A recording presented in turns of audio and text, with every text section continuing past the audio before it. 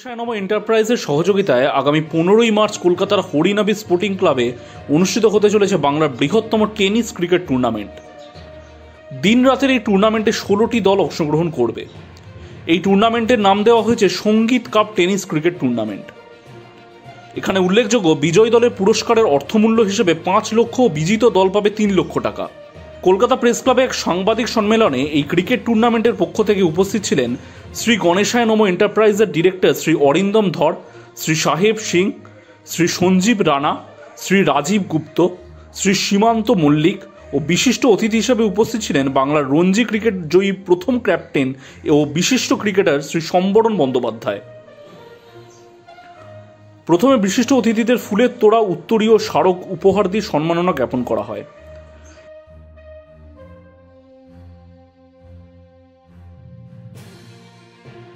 এরপরে ক্রিকেট টুর্নামেন্টে প্লেয়ারদের জার্সি এবং টুর্নামেন্টের ট্রফি সাংবাদিকদের সামনে উন্মোচন করা হয়।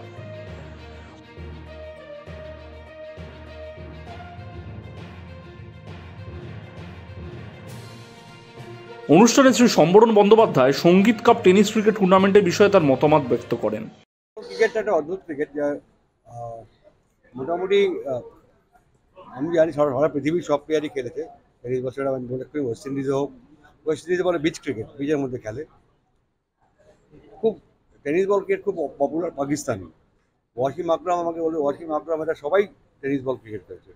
তো তেমনি আমিও খেলেছি টেনিস বল ক্রিকেট, কিন্তু আমাদের একটা স্টেজের পরে আমাদের কোচেরা খেলতে দিতেন না।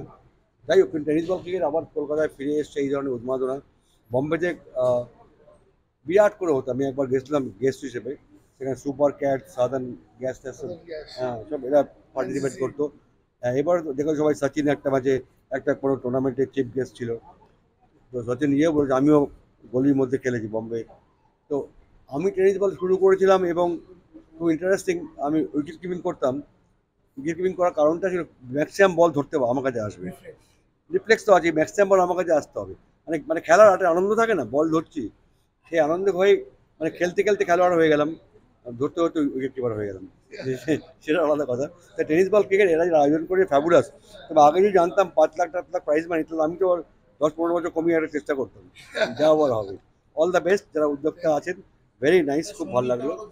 সঙ্গীত কাপের বিষয়ে বলেন শ্রী গণেশায় নম এন্টারপ্রাইজের 2 ডিরেক্টর শ্রী অরিন্দম ধর ও তার সহধর্মিনী শ্রীমতী দীপা ভৌমিক ধর। সঙ্গীত কাপ গত 3 বছর ধরে আমি করছি, আজ এটা 3 বছর পড়লো, 2 বছর হয়ে গেছে। আগের বছর আমার টুর্নামেন্টে ইউসুফ পাঠান এসেছিল, ঠিক আছে। তো এছাড়া আমার নিজস্ব একটা টিম রয়েছে অ্যাঞ্জেল কলকাতা, সেটা নীলেন্দু দা, সন্দীপ, রাজীব দা, এরা সবাই মিলে টিমের সাথে যুক্ত আছে। আর এই টুর্নামেন্টটা করতে গেলে আমরা এই পুরো সন্দীপ বলুন, নীলেন্দু দা, রাজীব দা, আমরা সবাই মিলেই এই টুর্নামেন্টটা প্রচুর খাটি এবং খেটে যতটা পারি চেষ্টা করি ভালো করার জন্য। 1 বছর আগে পর্যন্ত ক্রিকেট দেখতে যেতাম, ইডেন গার্ডেন আমরা টিকিট খেতে দেখতে যেতাম, ঠিক আছে। কিন্তু হঠাৎ করে আমার জীবনে যে এই ক্রিকেটটা নিয়ে এতভাবে জড়িয়ে যাব, সেটা তো কখনোই ভাবিনি। কিন্তু খুব ভালো লাগে যখন ওর সাথে প্রত্যেকটা ম্যাচে আমি যাই, প্রত্যেকটা টুর্নামেন্টে যাই, সবাই ওকে ভীষণ রেসপেক্ট করে, ভালো লাগে।